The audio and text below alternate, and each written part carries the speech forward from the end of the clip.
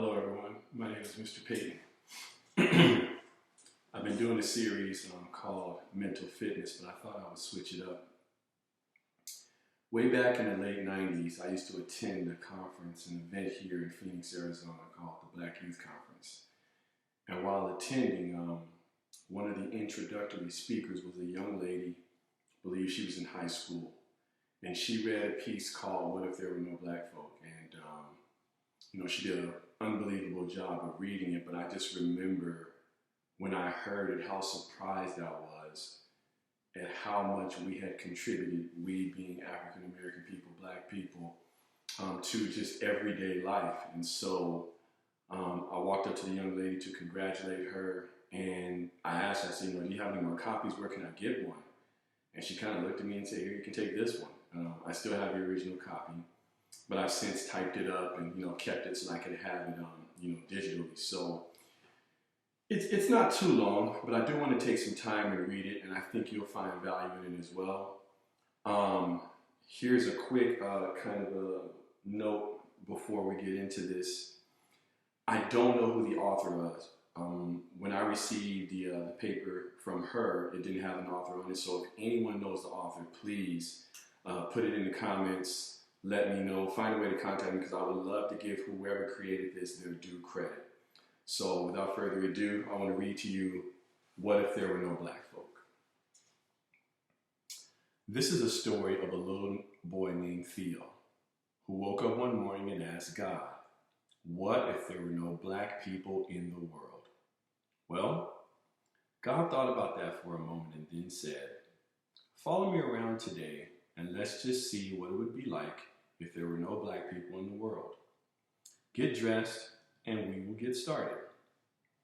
Theo ran to his room to put on his clothes and shoes, but there were no shoes, and his clothes were all wrinkled. He looked for an iron, but when he reached out for the ironing board, it was no longer there.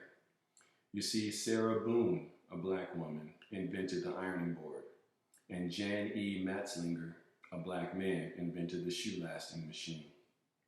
Oh well, God said, go and do your hair. Theo ran to his room to comb his hair, but the comb was not there. You see, Walter Sammons, a black man, invented the comb. They decided to just brush his hair, but the brush was gone. You see, Lydia Newman, a black female, invented the brush. Well, he was a sight. No shoes, wrinkled clothes, hair a mess, with the hair care inventions. Without the hair care inventions of Madam C.J. Walker, well, you get the picture.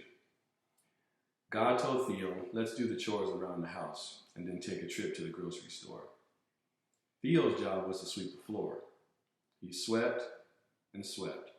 When he reached for the dustpan, it was not there. You see, Lloyd P. Ray, a black man, invented the dustpan. So he swept his pile of dirt in the corner and left it there. He then decided to mop the floor, but the mop was gone. You see, Thomas W. Stewart, a black man, invented the mop. Theo thought to himself, I'm not having any luck. Well, son, God said, we should wash the clothes and prepare a list for the grocery store. When he was finished, Theo went to place the clothes in the dryer, but it was not there. See, George T. Salmon, a black man, invented the clothes dryer. Theo got a pencil and some paper to prepare a list for the market, but noticed the lead was broken as well.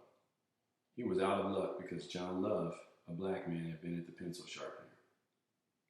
He reached for a pen, but when it was no longer there because William Purvis, a black man, invented the fountain pen. As a matter of fact, Lee Burge invented the typewriting machine and W.A. Levette the printing press. So they decided to head to the market. Well, when Theo opened the door, he noticed the grass was high as he was tall. You see, John Burr, a black man, invented the lawnmower. They made their way over to the car and found that it just wouldn't go.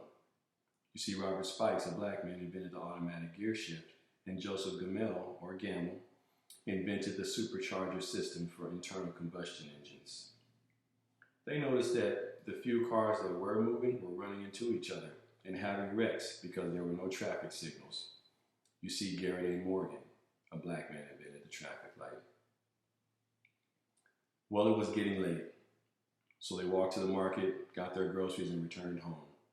Just when they were about to put away the milk, eggs, and butter, they noticed the refrigerator was gone. You see, John Standard, a black man, invented the refrigerator. So they put the food on the counter. By this time, they noticed it was getting mighty cold. Theo went to turn up the heat, and what do you know? A live Parker, a black woman, invented the heating furnace. Even in the summertime, they would have been out of luck because Frederick Jones, a black man, invented the air conditioner. It was almost time for Theo's father to arrive home. He usually took the bus, but there was no bus because its precursor was the electric trolley, invented by another black man, Albert T. Robinson. He usually took the elevator from his office on the 20th floor, but there was no elevator because Alexander Miles, a black man, invented the elevator. He usually dropped off the office mail in a nearby mailbox, but it was no longer there because Philip Downing, a black man, invented the letter drop mailbox, and William Berry invented the postmarking and canceling machine. Theo sat at the kitchen table with his head in his hands. When his father arrived, he asked, "Why are you sitting in the dark?" "Why?" "Because Lewis Howard Latimer, a black man, invented the filament within the light bulb."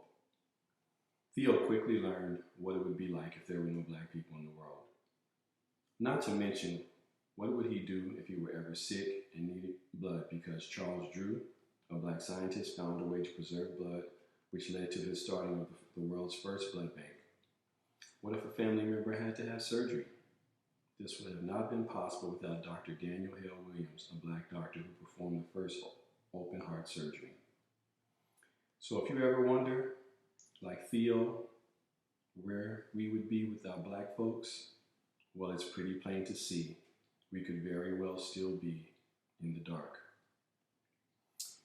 Thank you for listening. Again, when I first heard that, I was just amazed at how many different inventions affected our everyday life. A lot of times we think of inventions as, things like, spacecrafts or things that don't affect our everyday life. But to hear this for the first time, again, back in the late 90s, was just eye-opening to me. And so I hope it's been of interest to you, and I hope you enjoyed the reading. Thank you, and happy Black History Month.